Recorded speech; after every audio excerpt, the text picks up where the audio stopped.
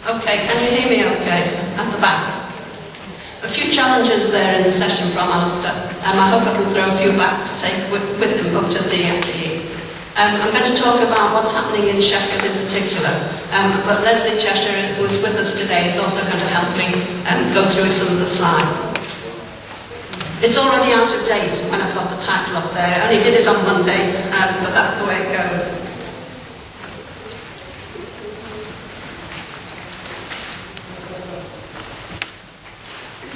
As I sat here, I reflected 30 years ago, I heard the same story about Warnock.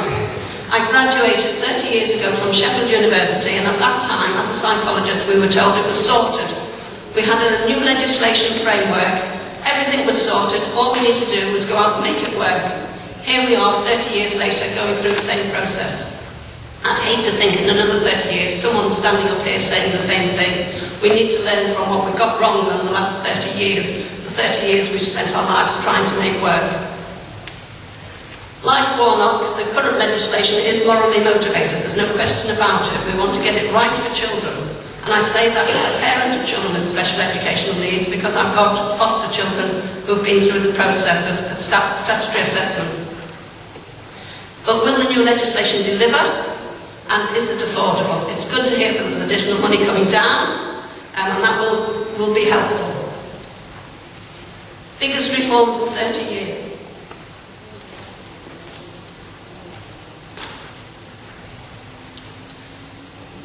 The experience of families, and many of you have heard the messages from Alistair today, is that it's not easy to make it work for families, and that's right. But we need to remember it does work for some families, and as a parent who's gone through the process, it certainly worked for me. In the local authority I live in, which is not Sheffield, I've been very happy with the support that's been provided. I haven't had a battle. So we mustn't assume that everyone is against parents, because we're in the job because we want to make it work for families and for young people too. But clearly, services do need to work well together. And believe it or not, we do talk together in Sheffield. We've just all moved in the process of moving down to Morford so that we actually sit together, which will make it easier. So we do actually have communications and we do try and make it work. The thing to remember, of course, is that you as parents and me as a parent are there to battle for our particular child. As an officer of the authority, we're there to make sure the needs of all those children are met. And sometimes there are tensions between the two sides. We need to recognise that and work with it and still stay in there. Sometimes we have to settle for compromises, sometimes for solutions which are partial, but we need to keep talking. There are financial pressures we need to recognise. We need to be realistic in what we can do, but we need to set our aspirations high. It was interesting to hear about young people having high aspirations. One of my own foster sons asked me, was I disappointed he didn't go to university? And I said, no, of course not. It's not for everyone. And he said, I thought you would have had higher ambitions than that for me. So I learned from that. Early intervention. I've long said this, what we need to be doing is much earlier than we do at the moment. We need to be supporting families at a much earlier stage before it becomes a crisis. It's difficult as a parent to be an equal partner when you haven't got the same knowledge, experience and skills as some of the professionals, but you have different skills to bring, and partnership is about bringing the two together. Schools are not always as welcoming as they could be. Although many think they are trying to be friendly and helpful, one of the things they don't do well is to ask parents and young people, does it feel like that? But I don't think there's a conspiracy to make it difficult for families in most cases.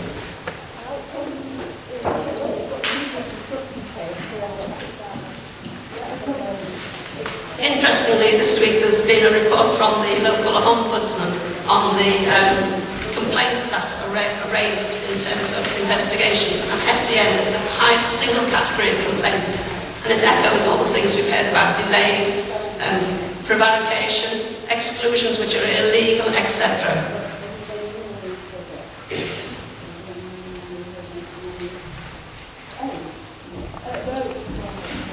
But there isn't a conspiracy theory, not in Sheffield, not on our doorstep. It is difficult to get it right for all of you, we know that, but none of us are trying to get it wrong. It's not in anyone's interest not to get it right. If we get it wrong, we have to spend time putting it right, and then we deny children their own entitlements. So none of us are trying to get it wrong, believe me, we're all trying to get it as well, as best we can. I won't go through the individual main changes that are there, because you'll be well familiar with those. But it is a major piece of legislation, and one of the challenges I want to ask Ulster to take back with them is, when does it go beyond 25? Because children don't stop at 25. One of my youngsters is 45. He's ready to go to college now when he wasn't at 18. What's going to be available for him in the future? So what's happening in Sheffield? We've got a multi-agency group established to take forward the reforms.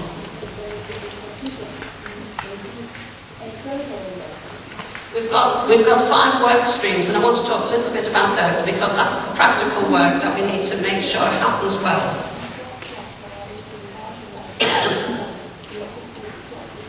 I'm going to ask Leslie to comment on the health education care plans, and then I'll talk a bit about the local offer.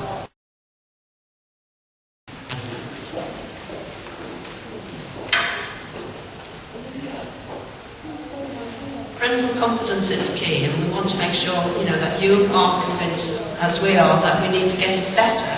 But it doesn't mean we've got it wrong all the way through. We certainly have made some things wrong, and we need to make sure we learn from those lessons. We still have a graduated response, I'm assuming, to the legislation when the new code comes out. And we need to make sure that we don't simply all rush to statutory process. We don't want that to be the starting position. And if we get the local offer right, then it should be clear about what is ordinarily available for families without having to go further than that unless it's needed. But changing culture takes time, and we need to be patient with each other. We need to make sure we do challenge each other, but we are supportive at the same time. And the Sheffield Parent Carers Forum has been particularly helpful over the past 5 years or more in working with us in the local authority. Numerous times I've gone to Eva and said, can you find someone to come and join us on training for Senkos, person-centred planning for psychologists, and on every occasion someone or one or more from the forums comes through. So I really do want to thank you for that commitment to us. Some final thoughts. Children do learn from each other as well as from TAs. Sex, drugs and rock and roll, they don't learn from their TAs. They seem to manage to get the information, so we need to capitalise on learning from each other. Inclusive schools build inclusive communities. When I went to my secondary school and took my year 9 foster child, the head teacher said to me, I've only got one question, and I knew all the research and I was confident I could answer it. I said, what's that question? He said, when would you like your daughter to start? And I said, don't you want to know about her special needs?